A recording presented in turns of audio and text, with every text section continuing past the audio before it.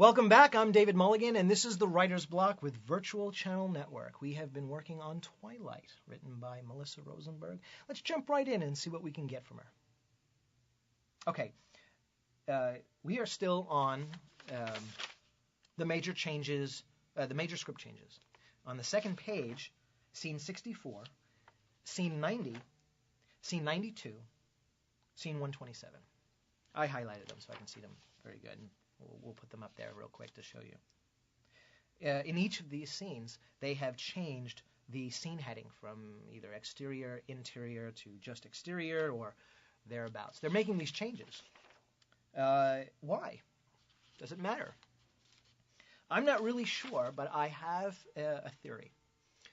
When you are writing a script and you put scene headings, you either put interior or exterior, or in this case, you can put a little sideways thing, and you can have both, so it's kind of intercut, which is fine. I never do that myself, but I see it enough that it's acceptable in the industry.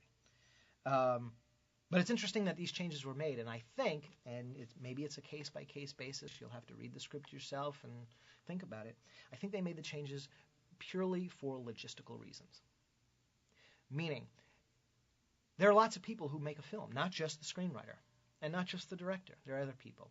And one of the things they need to do is they need to create a production schedule, that is a shooting schedule. And they create that by deciding what they're going to shoot when. If a scene takes place outside or inside, it makes a big difference in the shooting schedule. If you're shooting at night, it's a problem with scheduling.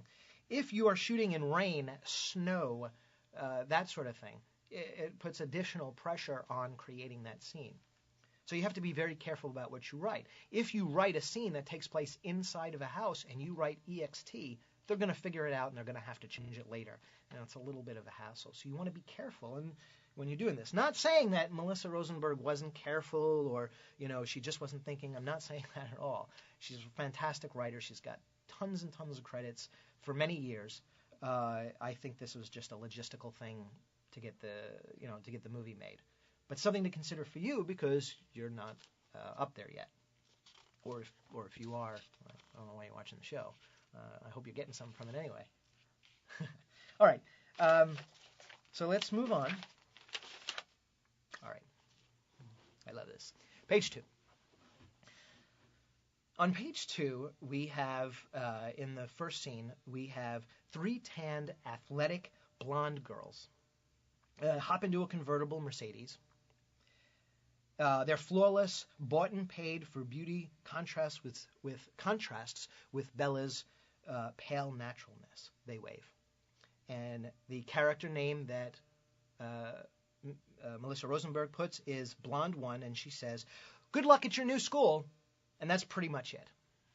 Well, beyond that they go. They ad-lib, superficial, good wishes. Don't forget to write. We'll miss you. Bella waves back sweetly but half-heartedly as she steps off the curb.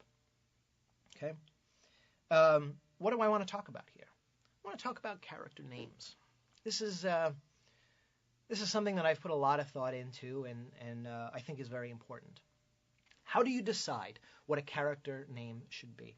Should it be first name and last name? Should it be just something functional like police officer, or just a description? Like in this case, she goes blonde number 1. Now, they're all blondes, apparently, I think. Flawless, border beauty. Well, it doesn't say, but it says blonde 1, so apparently, I guess there's another blonde? Who knows? There could be. It doesn't matter.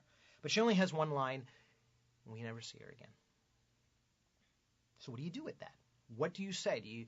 Obviously, this person is close to the main character. So, if Bella has friends here in this world that we open up on, and they're very close to her, or maybe because she is half-heartedly, what is she to them? And shouldn't we have more information? I say no. Why? I say no because the relationship between the main character and whatever character is speaking is not as important as the relationship of the character to the overall story, this story. And the reason I believe that she makes it blonde number 1 is because she knows ahead of time that we're never going to see this character again, regardless of how close this character may be to the main character. Do you see what I mean? It's a logistical kind of thing to think about. How many lines is this character going to have? If they only have one line or two or three, I really don't think you should give them a name, should you? I mean, it's a lot of work. You're trying to think, is his name Gary? Is her name Mary Beth? What is it? So I don't put a lot of thought into it. I only put as much thought as I need for the story as a whole, for the 100 and some odd pages that I'm talking about. Something to consider. Okay, let's move on.